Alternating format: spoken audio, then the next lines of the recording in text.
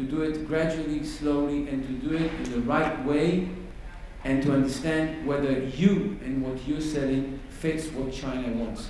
That's the key point. Cool. So Yang, goals for the year, and if you can give us in like 30 seconds, also how would you brand Israel for the Chinese market? I'll just say one thing. I think Israel, I have a theory, like people, I think Chinese, when they choose destinations, they always consider safety into consideration, but they always consider what do I gain from this tool. If what I gain from the tool, it will be better, it will be higher than the risk, then I will go. Because there are a lot of the destinations, every country has its own problem to deal with, Israel being one of them. But if I see Israel giving me a lot of things to offer, the thing offer will be higher than my risk, the potential risk, then I'll go. That's why I'm also doing the Wuxie military training, we're also doing the executive training, all those kind of visits, because in this world we give people more than what they, a lot of added value, so they will choose Israel over the potential personal risk. Two goals. One is to reach the number of 70,000 Chinese visitors or tourists at the end of this year. Okay. The second is to run an effective campaign with the right USPs, with the right media, which we didn't speak about at all, to establish a useful and effective marketing system. Cool. So we're just out of time. Is there any question from the audience before we quickly get the brand for Israel? Questions? Okay, very quickly, each of you, the brand, the title for Israel for the Chinese visitor. I'll start as I see the spy. I think it should be in the neighborhood of Israel, the land of creation without means. Israel, the land of creation? The country from the point of the Jewish brain and the creativity of the creation of the three monotheistic religions, so the history, the rich history over here. That's in very general terms. Okay, again? So the brand here, I think it's Israel, a place of unique experience, because we're giving them something really unique to every countries in the world. I have absolutely no idea. Cool. Thank you very much. Thank you so much. Thank you so much for liking this important issue for us. And now we are taking you to your user journey. And in order to escort us in this amazing journey, we do have for you the performance marketing consult of Google. And please help me welcome Rafael Beaton. Thank you.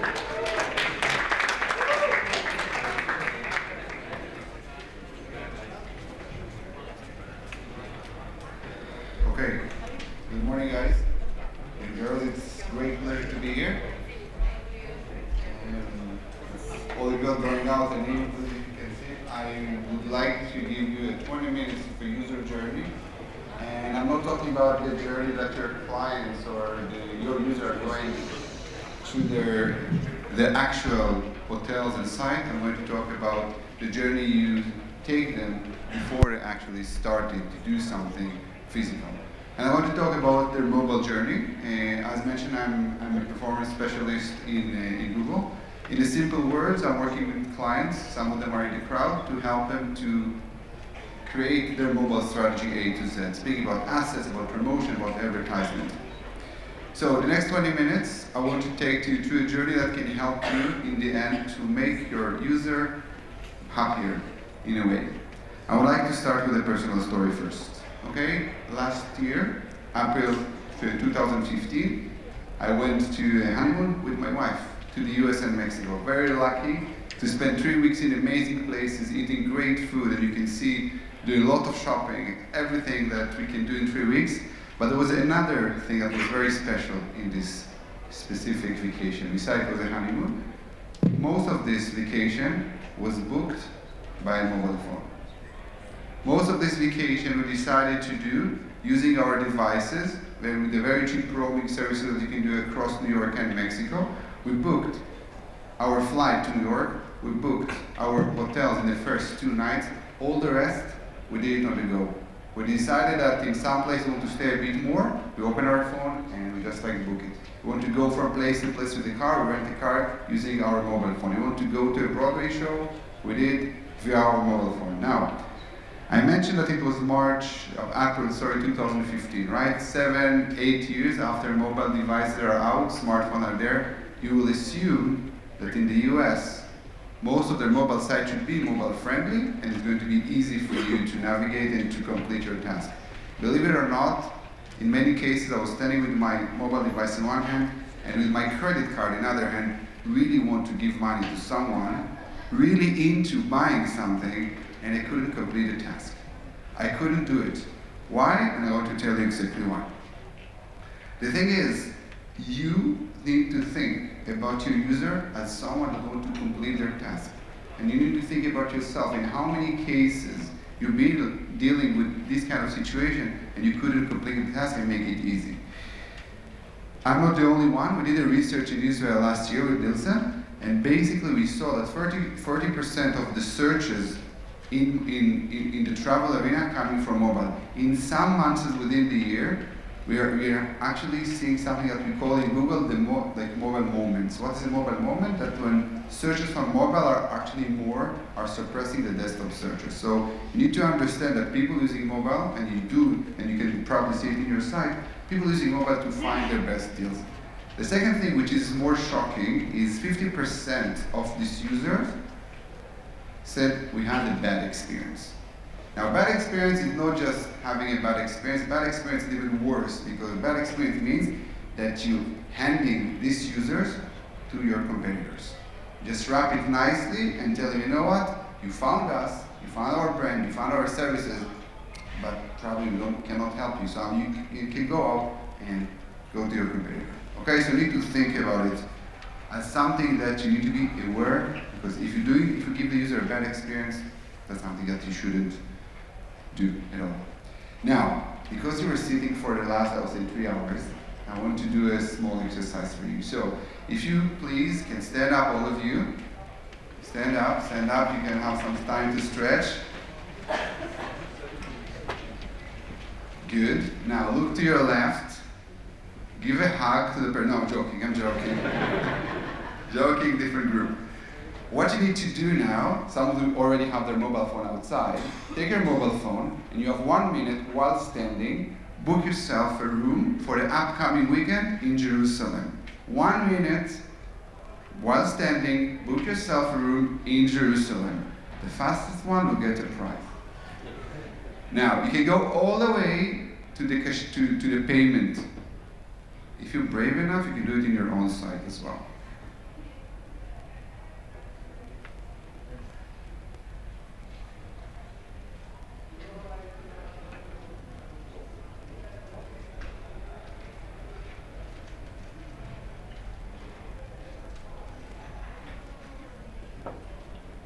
If you finish, you can shout as well.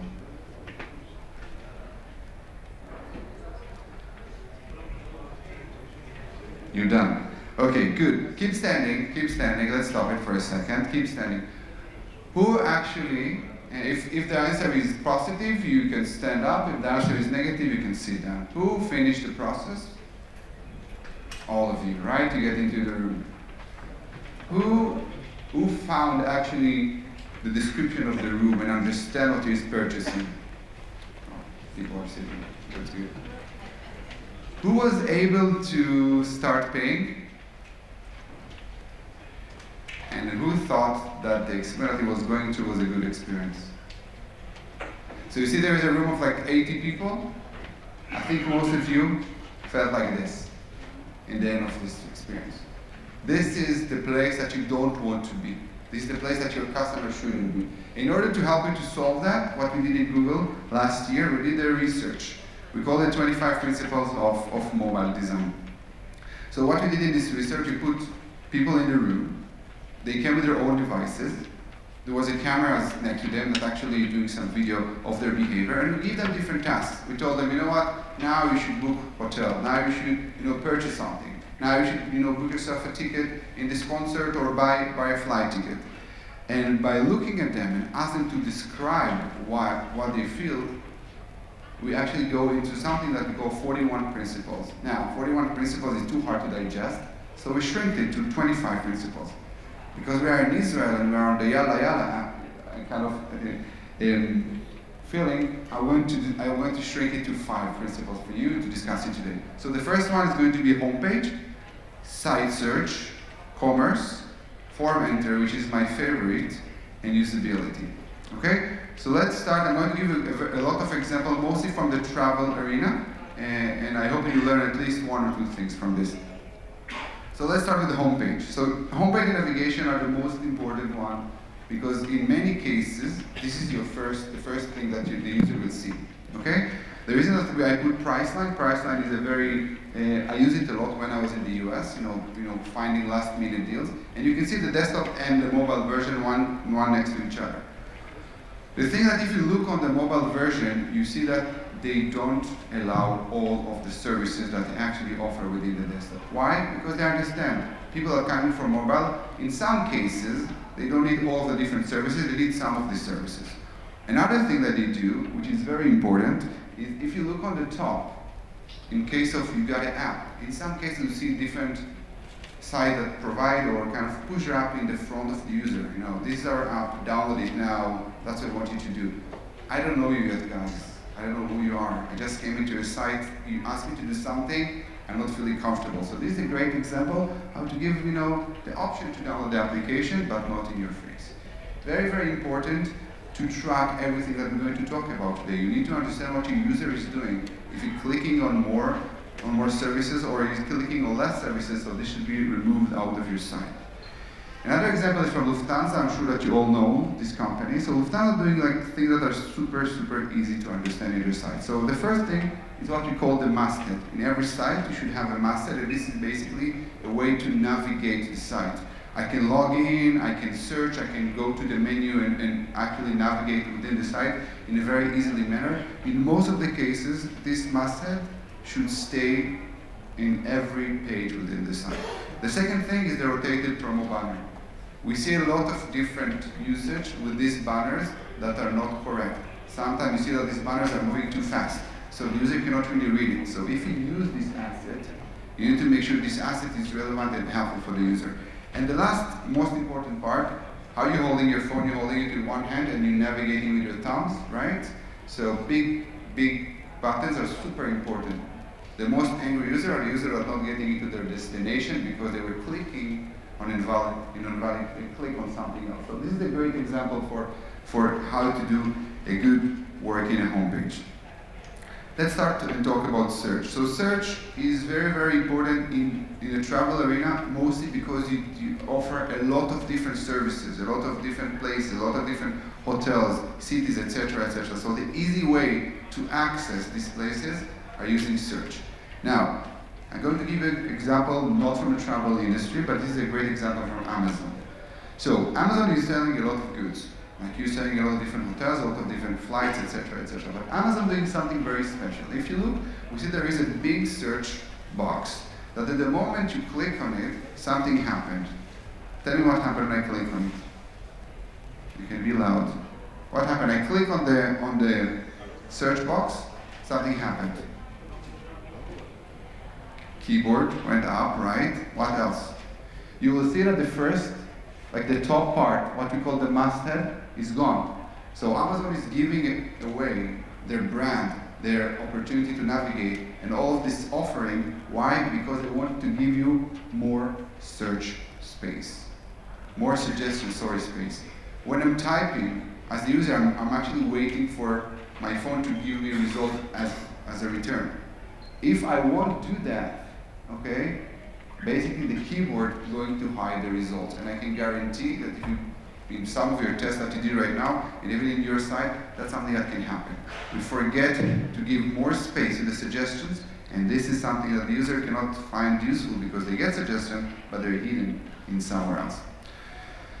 Something that is very important is the search results. So after we search for something, how we present it to the user in an easily manner that he can actually understand what he gets and actually understand the value of what he gets. And Lufthansa, in this case, again, doing a great thing. One of the things that we see here is all of the flight options that we have. So we can see it in one screen, what we call everything that is above the fold. You can see in one screen all of this result, and you can actually type or click on one of the results and you will see something that we call progressive disclosure. things are being expanding, like accordion. Okay? So this is very useful because in one glance you can see all of the options, and when you type or when you click on the other, you can see kind of like more information. You can play with this in different ways. In search results, this is the best option.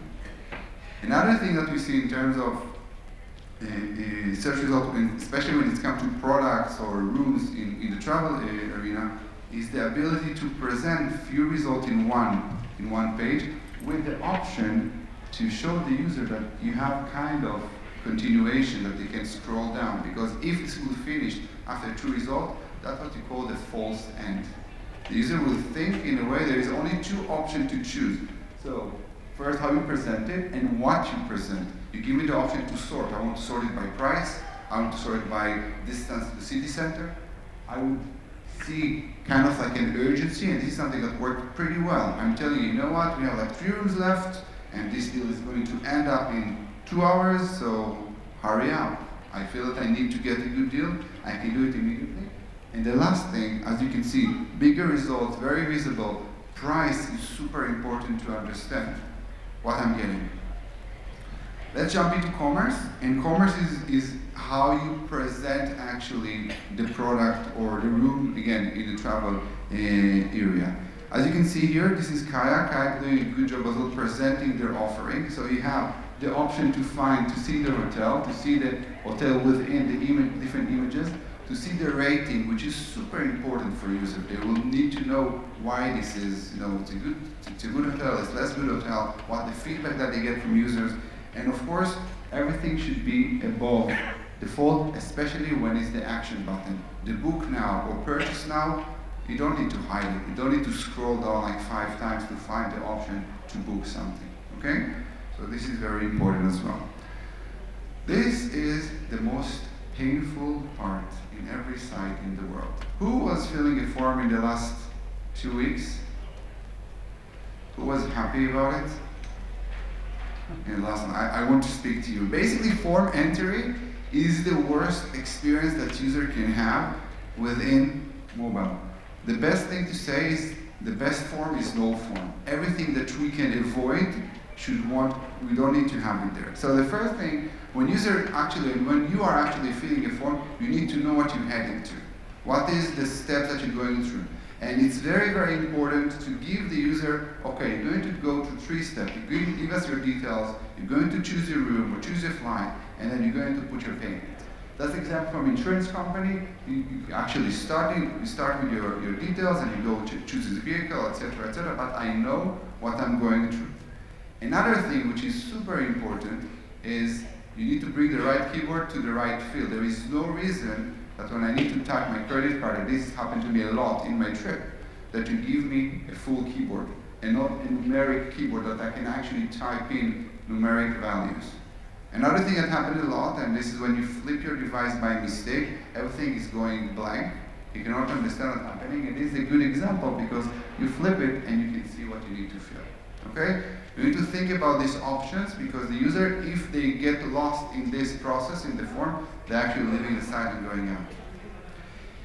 Last thing in terms of form entry, this is a mobile device that actually have a touch capabilities. So if you can use touch capabilities, kind of like scrolling, kind of like arrows that the user can use by touching and choosing the parameters, that's the perfect solution.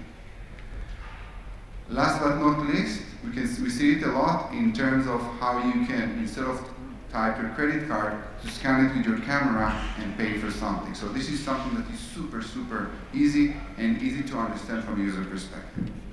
Last but not least is usability, and I'm going to finish up with this, yes and no, 2 minutes. One is this device is a mini computer.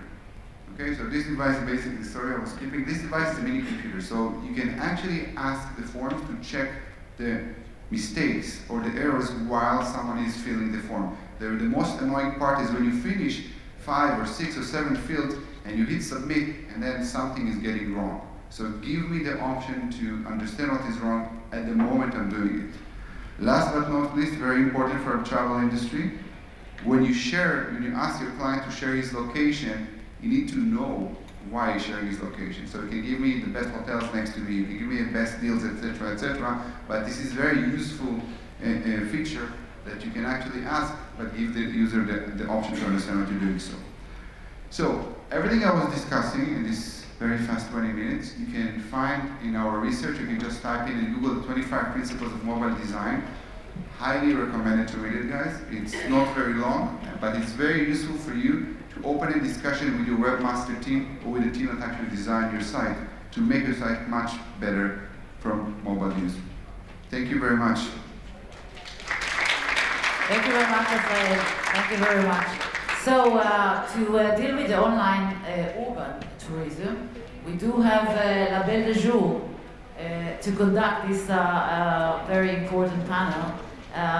Actually, she's the tourism director of the Jerusalem Development Authority, and she's with us today. And I would like to invite Ilanit Malchior to the stage.